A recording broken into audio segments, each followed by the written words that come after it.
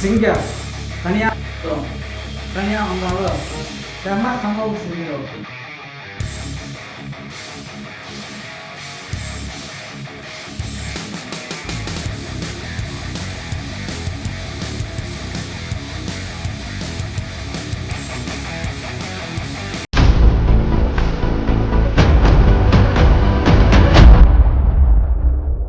அனைவருக்கும் வணக்கம். இன்றைக்கு நம்ம பராசக்தி படத்தினுடைய திரை விமர்சனத்தை பார்க்க போகிறோம். சென்சாரில் ஏகப்பட்ட பிரச்சனைகளுக்கு இடையில் வெளிவந்த படம் அப்படின்னு சொல்கிறாங்க. படத்தை பார்த்தா உண்மையிலேயே சென்சாரை நம்ம பாராட்டணும்.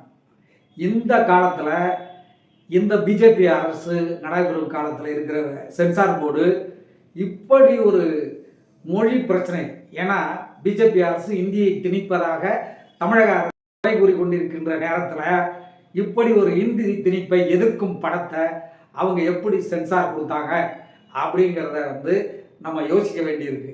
அதே நேரத்தில் விஜய் படத்துக்கு ஏன் சென்சார் கொடுக்கல அப்படிங்கிறது ஒரு சந்தேகமாக இருக்குது. ஏன்னா பலரும் சொல்லிட்டு இருக்கிறாங்க விஜய் அவரே கிளப்பி விட்டுக்கிட்ட ஒரு புகார் தான் இது அப்படின்னு. உண்மையாக கூட இருக்கலாம். ஏன்னா உண்மையிலே பராசக்தியோடைய ஜனநாயகன் படம் மோதிச்சுன்னு வச்சுக்கோங்க, காலியாக இருக்கும். உலக தரத்தில் ஒரு படத்தை பராசக்திங்கிற படத்தை இந்த ஆகாஷ் பாஸ்கரன், சுதா கொங்கரா, சிவகார்த்திகேயன் டீம் உருவாக்கி கொடுத்துருக்காங்கன்னு தான் சொல்லணும். ஏன்னா அந்த அளவுக்கு இந்த படத்தை தெளிவாக சுதா கொங்கரா எடுத்திருக்காங்க. அந்த காலத்தில் மொழி போருக்கு எதிராக தமிழ் மக்கள் எத்தனை போராட்டங்கள் நடத்தி எவ்வளவு பேர் மடிந்தார்கள் என்பதை சொல்லியிருக்காரு. தவறே இல்லை, அதை நீட்டாக சொல்லியிருக்காரு. அதே நேரத்தில் இந்தி வாழ்க, இந்தியும் படிக்கலாம் விருப்பப்பட்டால், இந்தியை திணிக்கக்கூடாது என்பதை மணிரத்னத்தினுடைய உதவியாளர் சுதா கொங்கரா இந்த படத்தில் சொல்லியிருக்காரு. ஏறக்குறைய இது ஒரு பேன் இந்தியா படம் தான். ஆனால் என்னன்னு தெரியல, தமிழில் மட்டும் வெளியிட்டு இருக்காங்க. ஒரு அருமையான ஸ்கிரீன் பிளே. அந்த காலத்தில் நடந்த மொழி போராட்டத்தை இந்த கால இளைஞர்களுக்கு அக்குவேறு ஆணிவேராக புட்டு புட்டு வச்சிருக்கார் சுதா கொங்கரா. அதாவது அவர் எடுத்துக்கிட்ட கதையை மக்களுக்கு, ரசிகர்களுக்கு சுவராசியம் குறையாமல் கொடுக்கணுங்கிறத மனசில் வச்சு கொடுத்துருக்காரு. ஃபர்ஸ்ட் ஹாஃப் ஆகட்டும், செகண்ட் ஹாஃப் ஆகட்டும், அப்படியே சீட்டு நுனியில் நம்மளை உட்கார வச்சிடறாரு.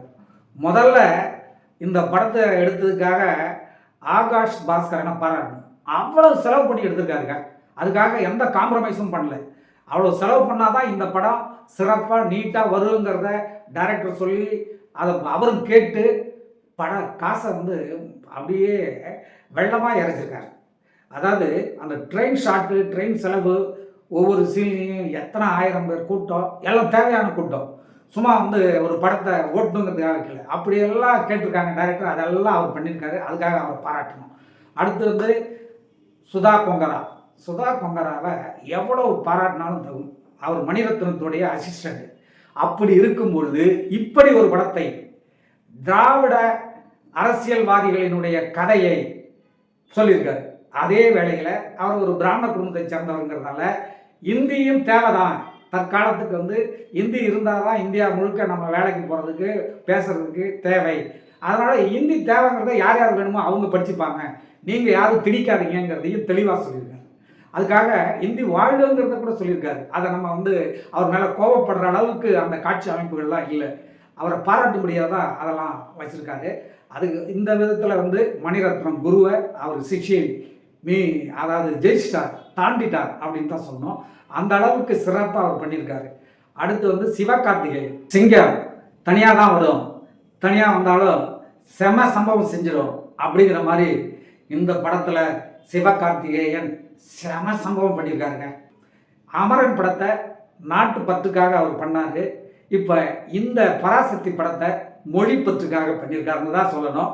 இந்த படத்தை முதல்ல டைரக்டர் சுதா கொங்கரா சூர்யாவுக்கு தான் கதை சொன்னதாகவும், சூர்யா இதை வேணான்னு சொல்லி தட்டி கழித்து விட்டதாகவும் நமக்கு சினிமா வட்டார தகவல்கள் சொல்லிகிட்டு இருக்கு. ஏன் இந்த படத்தை சூர்யா வேண்டான்னு சொன்னாருன்னு தெரியல. இது அரசியல் படம் இல்லை, இது ஒரு மொழி படம்.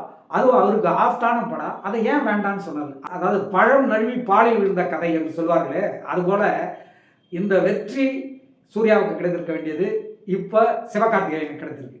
அது சிவகார்த்திகேயன் கிடைத்தது ஒர்த்தான வெற்றின்னு சொல்லணும். அடுத்து சூப்பர் ஸ்டார் சிவகார்த்திகேயன் வருவதற்கான அத்தனை வாய்ப்புகளும் இருக்குன்னு சொல்கிற அளவுக்கு இந்த படத்தில் அவருடைய பெர்ஃபார்மன்ஸ் இருக்குது. ஸ்ரீலீலாவுடைய லவ் பண்ணும்போதும் சரி, அந்த மொழி போராட்டத்துக்காக அவருடைய வீரத்தை காட்டும் போதும் சரி, அவர் அந்த ட்ரெயினில் வந்து ட்ரெயின் இன்ஜின் கரி இன்ஜின் டிரைவராக வேலை பார்க்கும்போது கடுமையான உழைப்பாளியாகவும் காட்டும் போதும், குடும்ப பாசம் பாட்டியோட அவர் பேசுகிற அந்த குடும்ப அண்ணன் தம்பி பாட்டியோட பேசுகிற அந்த குடும்ப பாசத்தையும் சரி, இப்படி மொழிப்போர் தியாகத்தில் அங்கங்கே போராட்டம் பண்ணி போலீஸுக்கிட்ட அடி வாங்கி அவர் வந்து அந்த நொந்து போகிற இடங்களெல்லாம் அப்படியே வந்து அந்த காலத்து மொழிப்போர் தியாகிகளை நம்ம கண் முன்னாடி காட்டியிருக்காரு சிவகார்த்திகேயன். சிவகார்த்திகேயனை தவிர இந்த கேரக்டரில் சூர்யா நடிச்சிருக்கலாம், இல்லை சிவகார்த்திகேயனை தவிர வேறு யாரும் இதில் நடிச்சிருந்தால் இந்த கேரக்டரு எடுபட்டு இருக்காது என்றே தான் சொல்ல வேண்டும். அவர் டெல்லியில் போய் நாங்கள் இந்திய ஒழிகன்னு சொல்ல அதோ வாழ்கன்னு தான் போட்டிருக்கோம். அதே நேரத்தில் எங்களுக்கு அதாவது தற்கால அரசியலே அதில் விடுறாரு, என் பேரை உங்களால் சொல்ல முடியல, அப்படி இருக்கும்போது எங்கள் மொழியை உங்களால் சொல்ல முடியாதப்போ உங்கள் மொழியை எங்களால் எப்படி சொல்ல முடியும்? பார்லிமெண்ட்டில் சிவா என்கிற எம்பி வந்து நம்மளுடைய சபாநாயகரை கிண்டல் அடித்த மாதிரி தான். சிவா திருச்சி சிவான்னு அவருக்கு சொல்ல வரலன்னு உடனே பார்த்தீங்களா, இதாங்க பிரச்சனை, உங்களுக்கு என்னுடைய தமிழ் வரல, எனக்கு உங்களுடைய ஹிந்தி வரல, அதனால் ரெண்டு பேரும் என் மொழியவும் வச்சுப்போம் உன் மொழியவும் வச்சுப்போம் அப்படிங்கிறத அழகாக இந்த இடத்துல பல இடங்களில் வந்து சிவகார்த்திகேயன் பேசியிருக்காரு. அதை சுதா கொங்கராவும் அழகாக வச்சுருக்காங்க. அந்த சிவகார்த்திகேயனுக்காக மெனக்கட்டு ஹேர் ஸ்டைல், ட்ரெஸ்ஸு எல்லாம் பிரமாதமாக பண்ணியிருக்காங்க. அதுக்கு அப்படியே அவர் ஆஃப்டாக இருக்கார். அந்த சிவகார்த்திகேயனுடைய நடிப்புக்காக வேண்டிய பல காட்சிகளை சுதா கொங்கரா வச்சுருக்காங்கன்னு சொல்லலாம். அதுபோல் அடுத்து வந்து ஜெயம் ரவி. அதாவது ஜெயம் ரவின்னா ஒரு நல்ல கதாநாயகன், அருமையான சாக்லேட் பாய் கதாநாயகன் தான் நம்ம எல்லாம் நினச்சிட்டு இருப்போம். ஆனால் இதில் ஒரு சைலண்ட் வில்லனா, ஒரு நன்றியுள்ள அரசு அதிகாரியா, மத்திய அரசின் அதிகாரியா, தமிழ் மொழி போராட்டத்தை அடக்கக்கூடிய ஒரு ஆஃபீஸராக வந்து அந்த பாத்திரமாகவே வாழ்ந்துட்டு போகிறார். அவர் மேலே தமிழ் போராளிகள், தமிழ் பற்றாளர்களுக்கெல்லாம் அவர் மேலே எரிச்சல் வரும், அந்த அளவுக்கு நடிச்சிருக்காரு.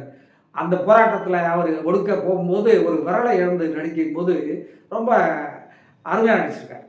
அதற்கு அடுத்து அதர்வா மொழிப்போர் வீரனாக, மாணவனாக, அண்ணாமலை பல்கலைக்கழக மாணவனாக அவர் வந்து காட்சிகளில் தீரமாக நடித்து தன்னுடைய உயிரை மாய்த்து கொள்ளும் போதும் இதுவரைக்கும் அதர்வா பண்ண படங்களே இதில் சிறப்பாக பண்ணியிருக்கார். ஸ்ரீலீலா என்ன நடிகைங்க, இந்த அம்மா எங்கள் விழா நாளாக இந்த பொண்ணு எங்கே இருந்தது?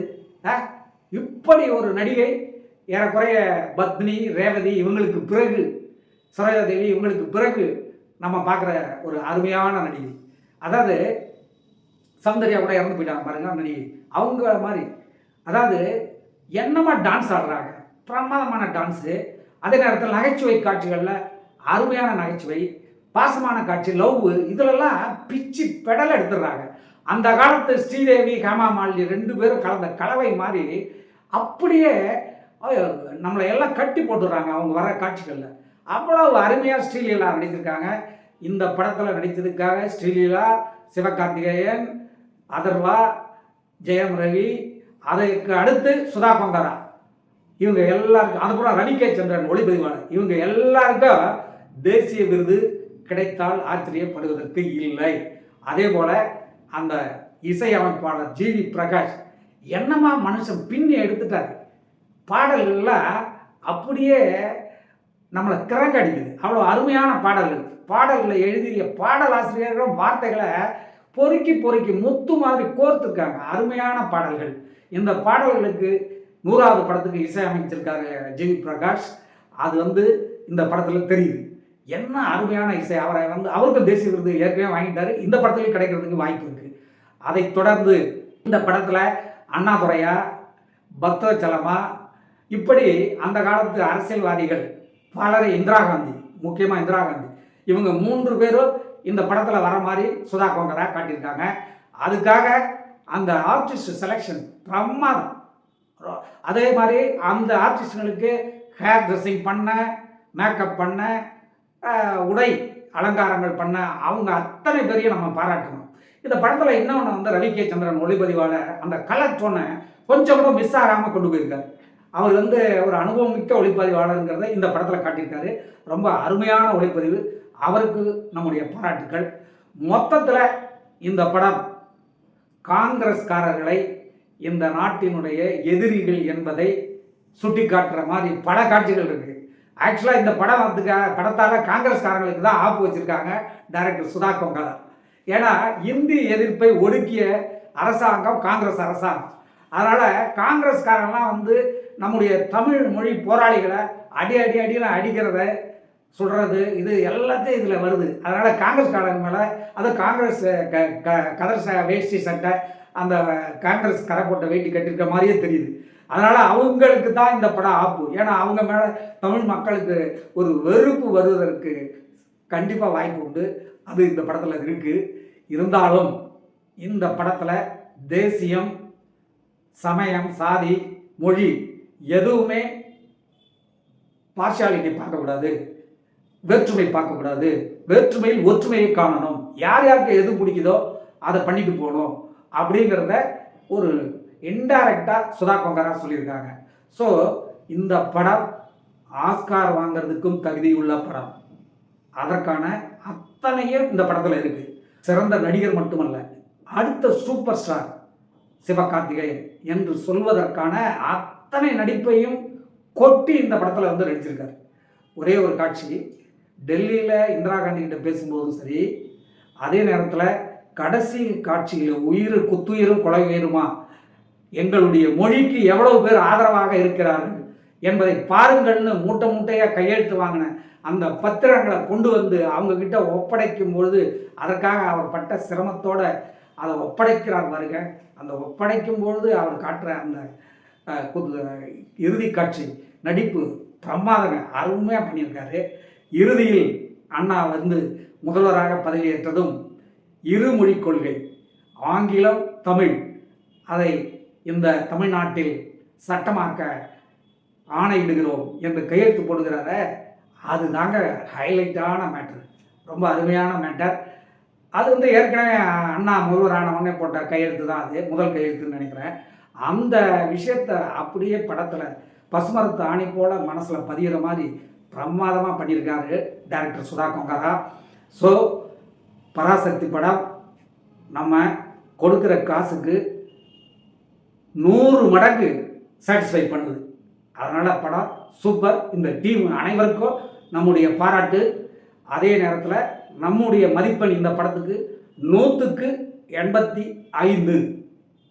மீண்டும் அடுத்த திரை விமர்சனத்தில் சந்திக்கிற நேயர்களே, நன்றி, வணக்கம். இதுவரை நீங்கள் பார்த்த இந்த நிகழ்ச்சி உங்களுக்கு பிடிச்சிருக்கும் அப்படின்னு நினைக்கிறோம். இது மாதிரி பல சுவாரஸ்யமான நிகழ்ச்சி உங்களை வந்து சென்றடைய நீங்கள் செய்ய வேண்டியது ஒன்றே ஒன்று தான்.